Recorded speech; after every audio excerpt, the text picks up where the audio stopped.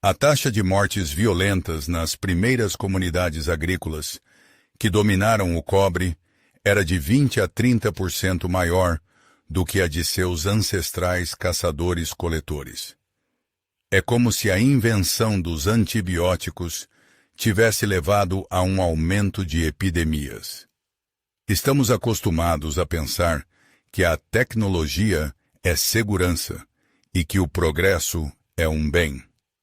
Mas os fatos arqueológicos pintam um quadro diferente.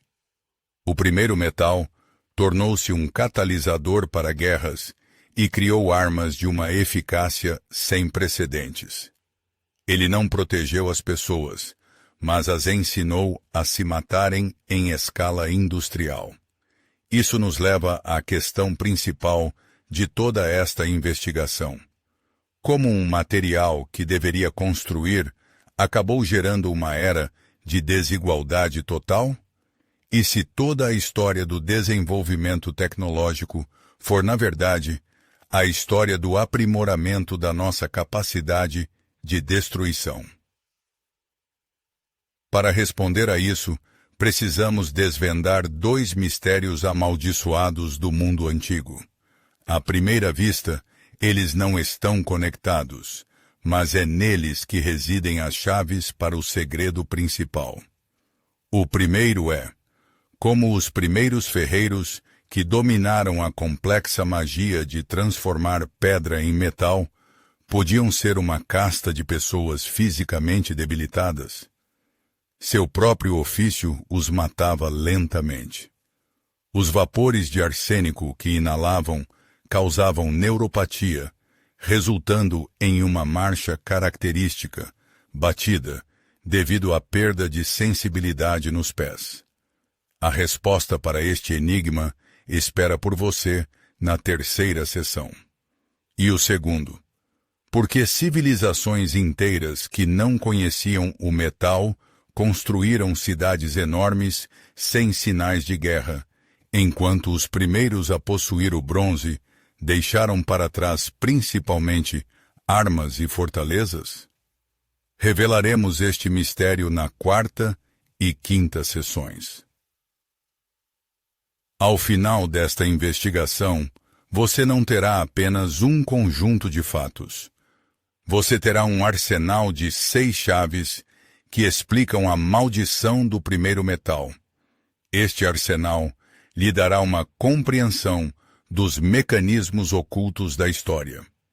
Você verá como uma descoberta acidental gerou guerras, como o controle sobre os recursos criou a desigualdade, e por que ainda estamos em uma armadilha informacional criada há milhares de anos.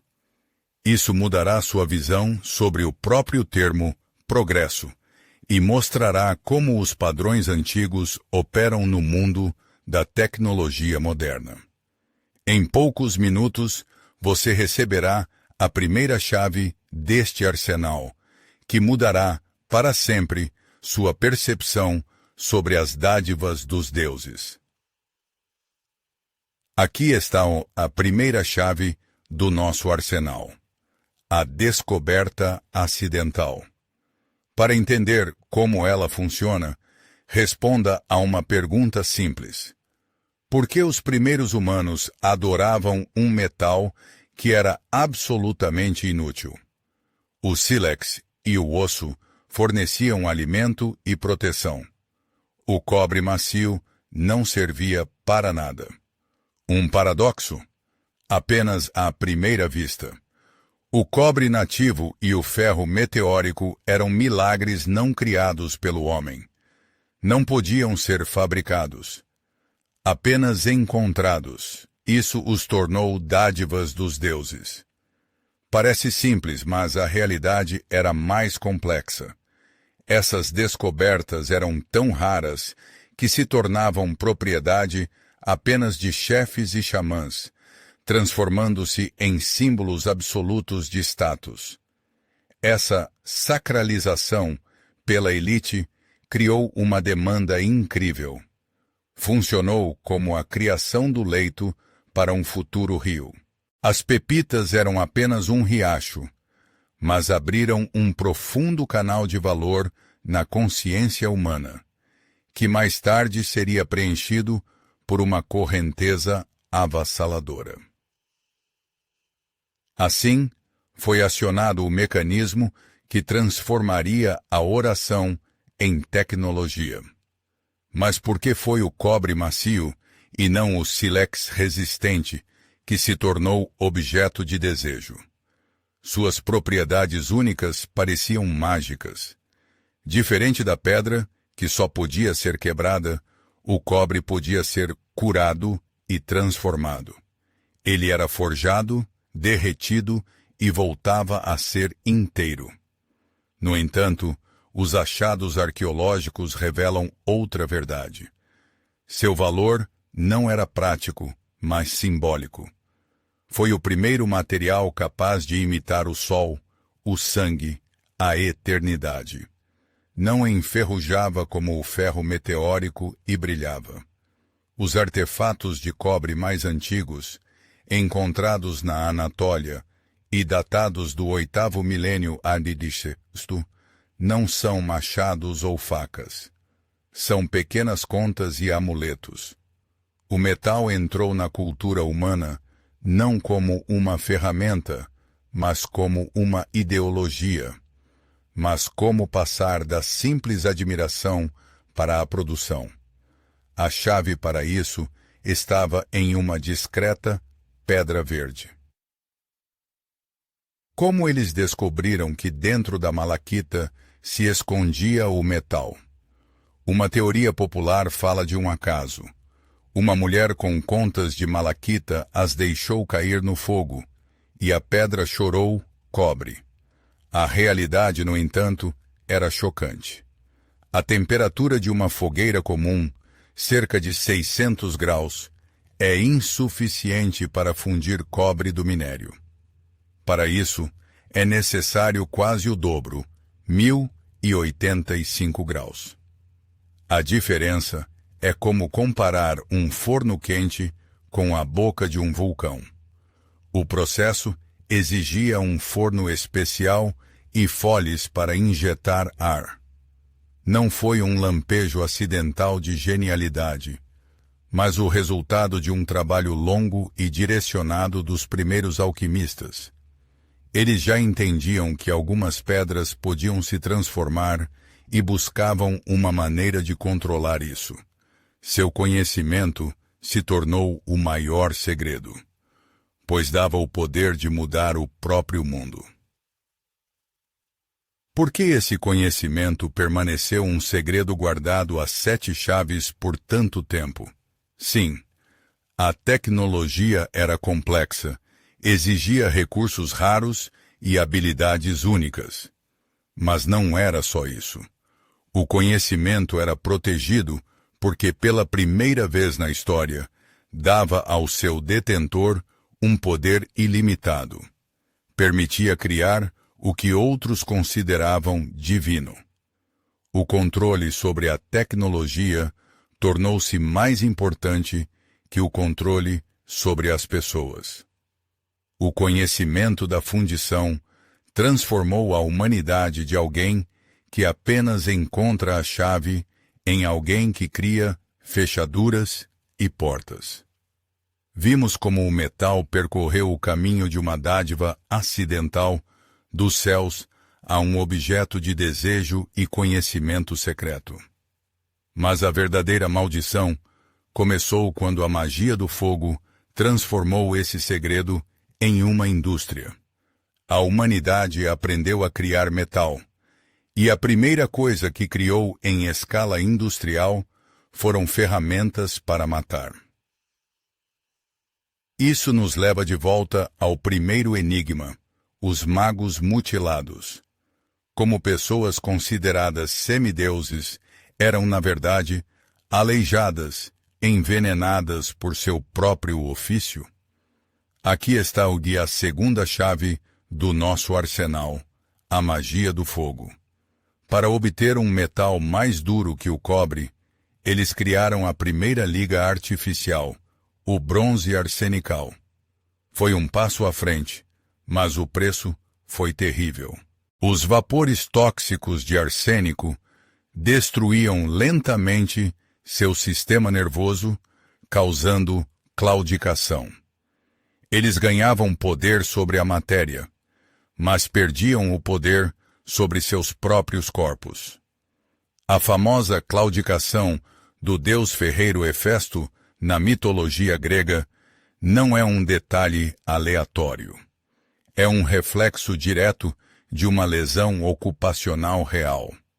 Sua deformidade física tornou-se um sinal visível de sua condição especial e de seu perigo. Mas o que exatamente eles criavam com suas mãos mutiladas que fazia todos os outros temê-los e respeitá-los?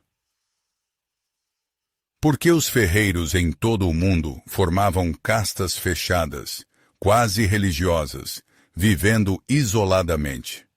A resposta óbvia é a complexidade da tecnologia. Encontrar o minério, construir o forno, controlar a temperatura. Isso exigia uma vida inteira de aprendizado e a transmissão de conhecimento de pai para filho. Mas a verdadeira razão era o medo. Os ferreiros eram temidos. Eles trabalhavam com o fogo rugindo, transformavam pedra em líquido, e seu ofício era cercado de rituais e tabus. Eram intermediários entre o mundo dos homens e as forças quitônicas da terra.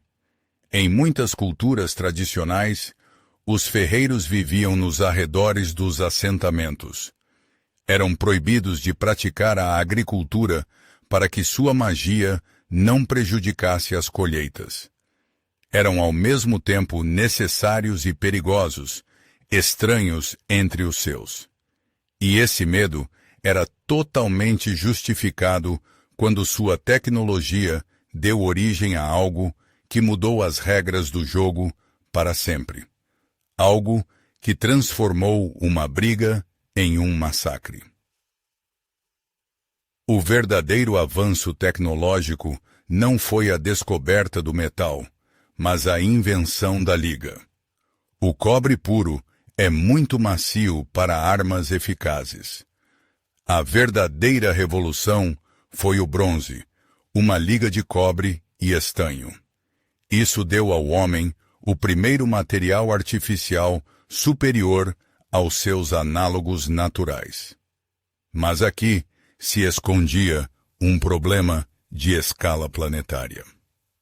Os depósitos de cobre e estanho quase nunca são encontrados juntos. Isso significava que, para produzir bronze, era necessário estabelecer cadeias logísticas que se estendiam por milhares de quilômetros. Assim, nasceram a primeira globalização e as primeiras guerras por recursos.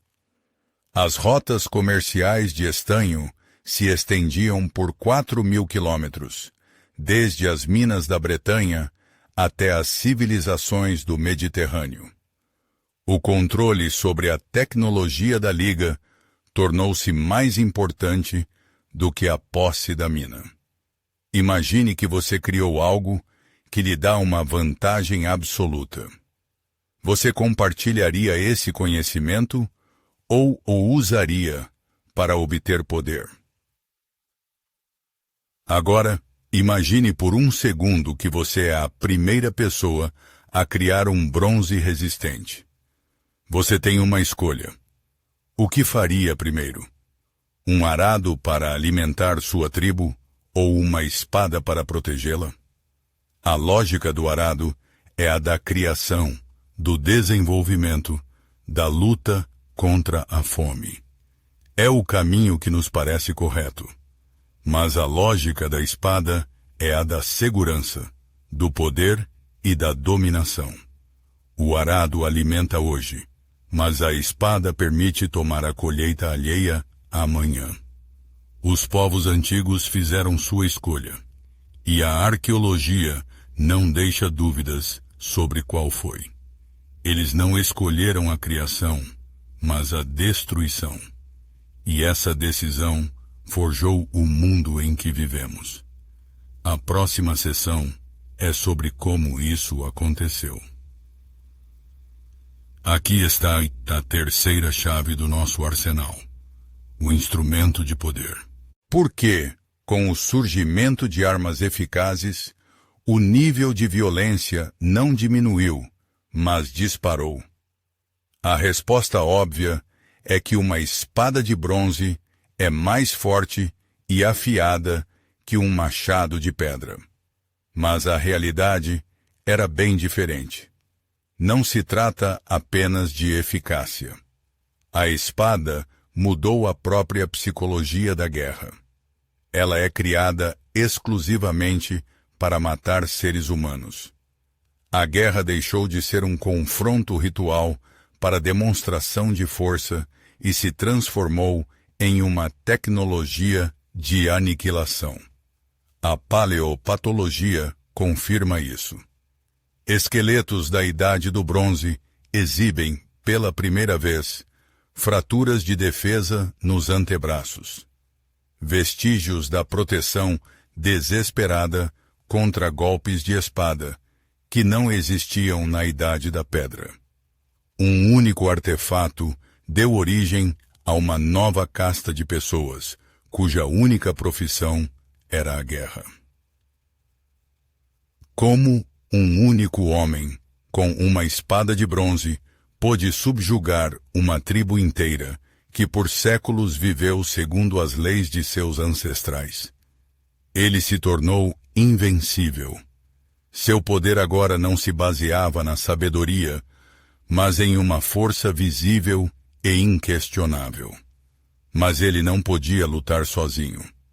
Ele criou o primeiro exército profissional, uma casta de guerreiros, liberada da agricultura.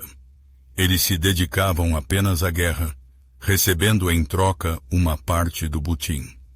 A sociedade se dividiu pela primeira vez entre aqueles que produzem e aqueles que, pela força, protegem e tomam. Imagine a cena. O velho sacerdote invoca os espíritos dos ancestrais, sua voz se perdendo no som do vento.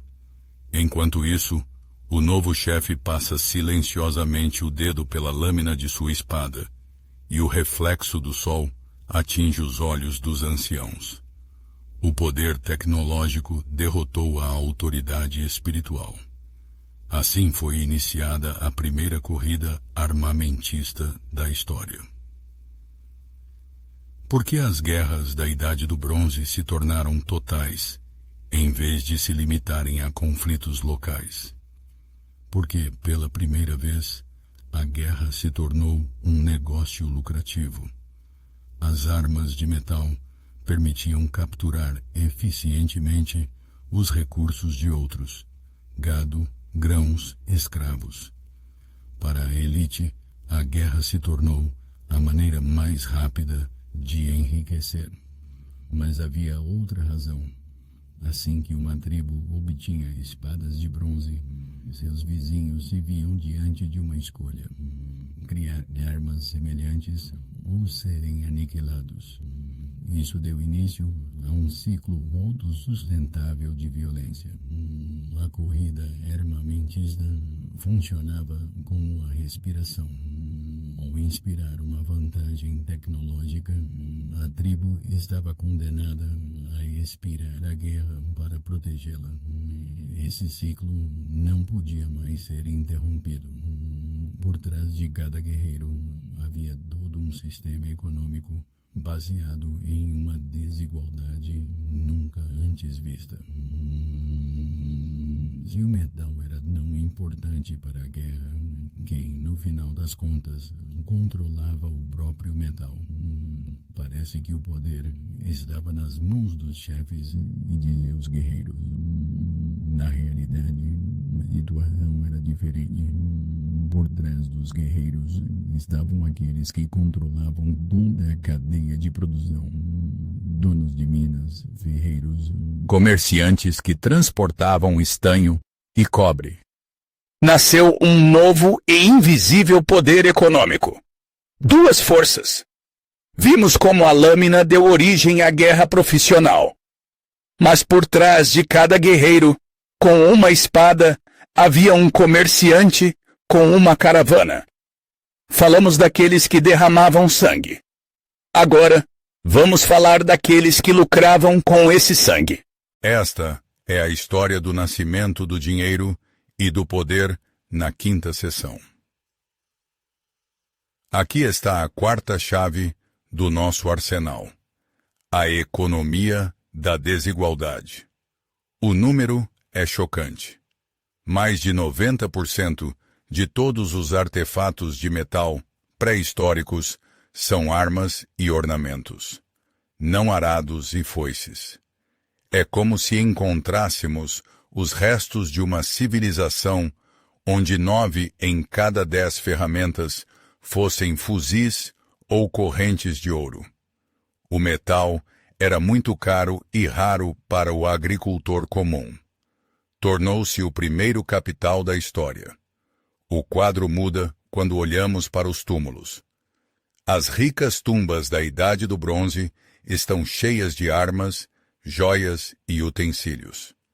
Ao mesmo tempo, 99% dos sepultamentos não contém nenhum metal. Esta é a primeira evidência material de uma colossal divisão social. O metal não alimentou as pessoas, ele as dividiu. Tornou-se uma riqueza que podia ser acumulada e transmitida por herança. Assim, nasceu a desigualdade hereditária. Mas essa desigualdade não se limitou a uma única tribo. Tornou-se global. De que maneira o comércio de metais, milhares de anos antes da nossa era, criou a primeira economia mundial? Estanho da Bretanha, cobre de Chipre, âmbar do Báltico.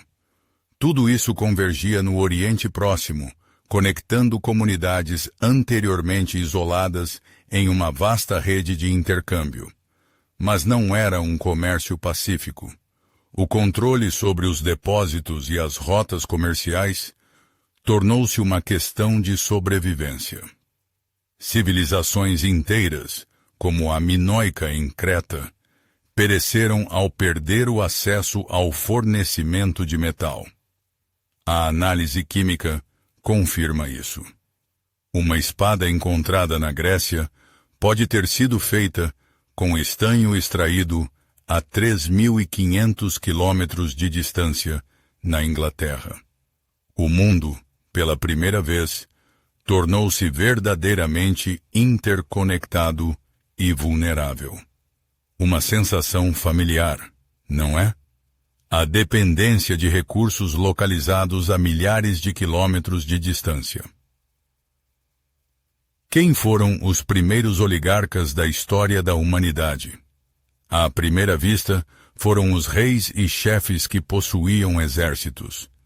Mas por trás deles havia outra força: os comerciantes, donos de caravanas e navios. Eles controlavam os fluxos de metal. Não tinham títulos, mas reinos inteiros dependiam de sua vontade. Seu poder era transnacional. Eles podiam financiar um rei contra outro em troca de acesso a minas ou privilégios comerciais. As tábuas de argila da antiga cidade de Kanesh, na Anatólia, guardam sua correspondência sobre lucros e riscos, que ignora fronteiras. Foi então que nasceu a ideia de que o verdadeiro poder não é a terra, mas o controle sobre um recurso escasso. Para que o novo sistema funcionasse, era preciso mudar não apenas a economia, mas também a consciência das pessoas. Era preciso matar os deuses antigos. Pode a tecnologia matar um deus? Parece que não. A religião trata do eterno, a tecnologia do material. Mas a nova realidade criada pelo metal entrou em conflito irreconciliável com as crenças antigas. guerras eternas, hierarquia rígida, o poder de poucos. Os cultos às deusas da fertilidade não podiam explicar um mundo em que o principal valor se tornou a espada, e não a espiga de trigo. Vimos como o metal criou uma economia de desigualdade total. Mas para que esse sistema fosse sustentável, era preciso mudar a própria visão de mundo na mente das pessoas. O mundo deixou de adorar aquilo que dá a vida e começou a adorar aquilo que a tira. A próxima sessão é sobre a mudança do panteão. Aqui está a quinta chave do nosso arsenal: a morte dos deuses antigos. Como a humanidade se afastou das deusas da fertilidade, que dão a vida, e começou a adorar deuses ferreiros mancos e mutilados. Suas imagens foram inspiradas nos mestres reais, envenenados por vapores de arsênico. A resposta é simples. A sobrevivência agora dependia não da colheita, mas da qualidade das armas. Se uma espada de bronze protege melhor do que uma oração por chuva, então o patrono da forja se torna mais importante que o deus da fertilidade. Mas não foi uma mudança pacífica de panteão, mas uma guerra ideológica brutal. O sacerdote dos deuses antigos clamava por ciclos eternos e harmonia. O chefe com a espada oferecia força e dominação. E na nova realidade, as palavras do sacerdote se quebravam contra o escudo de bronze. Este é um padrão global: o Hefesto grego, o Vulcano romano, o Svarog eslavo. Deuses artesãos, criadores de armas, suplantam ou subjugam as antigas deusas da terra. A tecnologia conquista a natureza, mas essa mudança de deuses foi apenas uma manifestação externa de uma mudança tectônica na própria consciência humana. Antes da era do metal, as pessoas quase não tinham o conceito de progresso. O mundo era percebido como um ciclo eterno de nascimento e morte, semelhante à mudança das estações. O que fez o homem romper esse círculo? O metal mudou a visão de mundo, da existência humilde na natureza para a sua conquista. O tempo cíclico é baseado na repetição e não pressupõe acumulação. O tempo linear consiste em eventos únicos, a vitória em uma batalha, a primeira fundição. Ele cria história e hierarquia. Mas isso também mudou o próprio conceito de herói. O sábio que compreende a natureza foi substituído pelo guerreiro que a conquista. A humildade deu lugar ao orgulho pelas coisas feitas pelo homem. Antes do metal, o tempo era sentido como a água em um lago. O metal transformou esse lago em um rio que abre seu próprio curso. Agora, o importante. Não é onde você está no ciclo, mas o quão longe avançou na corrente. Essa nova visão de mundo exigia uma confirmação material, e as pessoas começaram a deixá-la diretamente na Terra. Como os arqueólogos sabem sobre essa revolução religiosa, se quase não restaram textos? A resposta está sob nossos pés. As pessoas sempre oferecem aos deuses o que têm de mais valioso. No lugar de estatuetas de argila e grãos em locais sagrados, surgem espadas e machados sacrificiais. Os deuses começam a se alimentar de metal, porque ele se tornou a principal moeda. O quadro muda quando olhamos para os túmulos. Em toda a Eurásia, os sepultamentos de elite mudam drasticamente. Antes, a comida acompanhava a pessoa na vida após a morte. Agora, o principal atributo de status é a arma. A eternidade de um lugar de descanso transformou-se em um campo de batalha, e o passe de entrada tornou-se a espada de bronze. Até mesmo os antigos símbolos de fé foram reprogramados. O símbolo solar, um sinal de vida. Aparece massivamente nos pomos das espadas. O sol agora não concede vida, mas abençoa a morte. Mas é precisamente nessa capacidade do metal de preservar sinais que reside sua armadilha mais traiçoeira. Reconstruímos o passado com base em artefatos. Mas e se as testemunhas mais confiáveis, os objetos de metal, forem, na verdade, os mentirosos mais habilidosos? E se sua durabilidade for uma maldição para os historiadores? A arqueologia se baseia em evidências materiais. O metal parece ser a testemunha ideal. É durável e objetivo. Mas a realidade era bem diferente.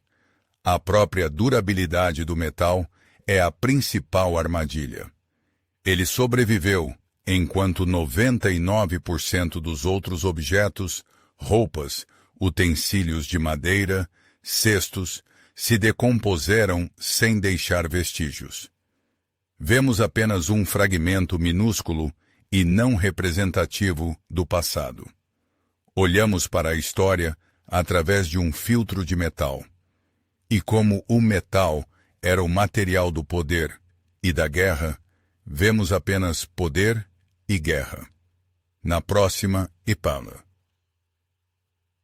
Culminante sessão, revelaremos a sexta chave, que explicará como a química da decomposição dos materiais criou o principal mito sobre nossa civilização. Aqui está a sexta e mais importante chave do nosso arsenal: a maldição da durabilidade. Como o artefato mais resistente nos dá a compreensão mais frágil do passado. Como a testemunha mais confiável pode ser a mentirosa mais habilidosa. A resposta está na química da decomposição. O tempo funciona como uma peneira gigante. Através dela passa todo o pó orgânico, madeira, couro, tecido. Na malha, restam apenas as pedras mais resistentes, metal e cerâmica. Mais de 90% de todos os achados metálicos pré-históricos são armas e ornamentos. Isso significa que estamos olhando para a idade do bronze, e não para a idade da madeira ou do linho, embora a vida de 99% das pessoas fosse feita desses materiais. Nossa percepção da história é um artefato criado pela química. Vemos o passado através dos olhos do metal. E, portanto, vemos apenas guerra e poder. Não somos nós que escrevemos a história.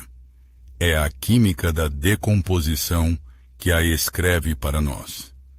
Como exatamente essa armadilha engana nosso cérebro. Façamos um experimento mental. Arqueólogos encontram 10 espadas de bronze e um arado de madeira milagrosamente preservado. A conclusão parece óbvia. Era uma sociedade guerreira, onde para cada 10 guerreiros havia um agricultor. Mas e se naquele assentamento houvesse 10.000 arados de madeira que simplesmente apodreceram? A visão de mundo se inverte. Era uma sociedade agrária pacífica com uma pequena elite militar. Vemos apenas a ponta do iceberg e a confundimos com o iceberg inteiro. Até mesmo os nomes de nossas eras, Idade da Pedra, Idade do Bronze, são resultado desse erro. Nomeamos o tempo pelo material mais durável da elite, não pelo material mais comum do povo. Eternizamos essa distorção na própria linguagem. Que civilizações nós simplesmente apagamos da história. Como era o passado que não vemos por causa do brilho do bronze? Uma civilização esquecida nos dá a resposta. Conheça a cultura Cucuteni Tripilha.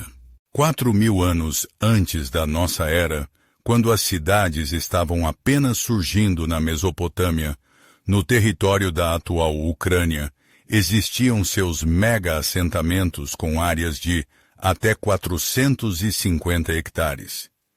Isso equivale a 600 campos de futebol, repletos de casas pintadas de 2 andares. Mas, apesar de todo o seu desenvolvimento, eles quase não tinham 2 coisas: armas e fortificações. Era uma civilização que apostou não na guerra e na hierarquia, mas em outra coisa. E ela perdeu nos anais da história. Suas realizações eram feitas de cerâmica frágil e madeira. A história não é um caminho de progresso. É a história da substituição de culturas complexas e pacíficas por outras mais simples e agressivas, que tiveram a sorte de ter um material durável. Então, reunimos todas as 6 chaves: o metal sagrado, a magia do fogo, o instrumento de poder, a economia da desigualdade, a morte dos deuses antigos e a maldição da durabilidade. O que elas revelam quando reunidas? Parece que são apenas 6 capítulos de uma mesma história. Mas o principal segredo do arsenal é outro.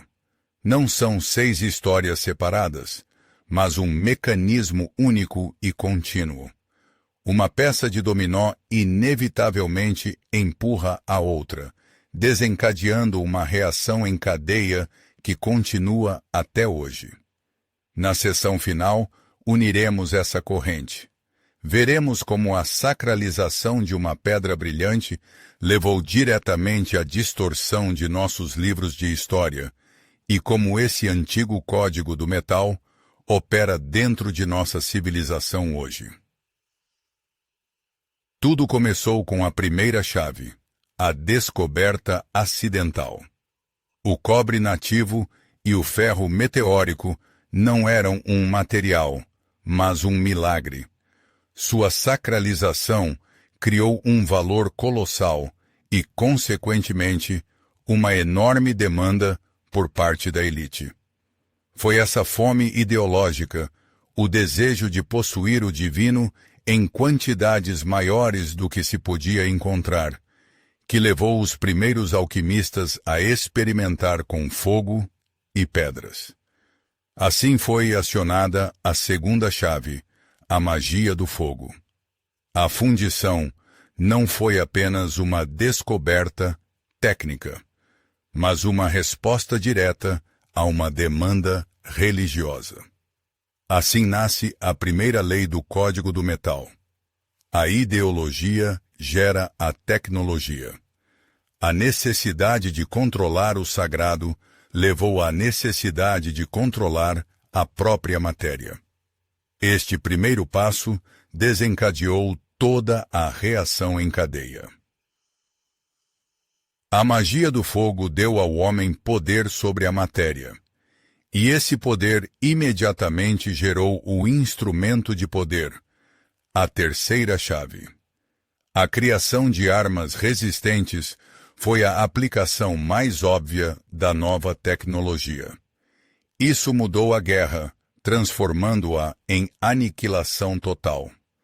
E a guerra total exigiu recursos colossais, acionando a quarta chave, a economia da desigualdade. A luta por minas e rotas comerciais criou a primeira rede global, baseada na escassez e no controle. Mas essa nova realidade, construída sobre força e riqueza, exigia uma justificativa ideológica. Isso levou à quinta chave, a morte dos deuses antigos. O panteão das deusas da fertilidade foi substituído pelo panteão dos deuses da guerra e da forja. Este sistema funcionou como um incêndio florestal. A tecnologia foi a faísca, a guerra, os galhos secos, os recursos, o combustível, e a nova ideologia, o vento quente que atiçava as chamas. Este mecanismo de guerra e desigualdade era incrivelmente eficaz e produzia uma quantidade enorme de artefatos duráveis: espadas, armaduras, monumentos. Ao mesmo tempo, sociedades alternativas, mais pacíficas, criavam objetos de madeira, tecido e cerâmica frágil. Aqui, a sexta chave entrou em ação: a maldição da durabilidade. O tempo eliminou as testemunhas dos perdedores. As evidências materiais do sistema vitorioso sobreviveram, enquanto os vestígios de caminhos alternativos de desenvolvimento se decompuseram. Assim, o metal não apenas criou um novo mundo.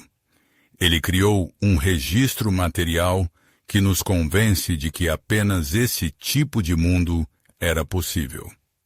A ideologia vitoriosa forjou as provas físicas de sua própria veracidade, que encontramos milhares de anos depois.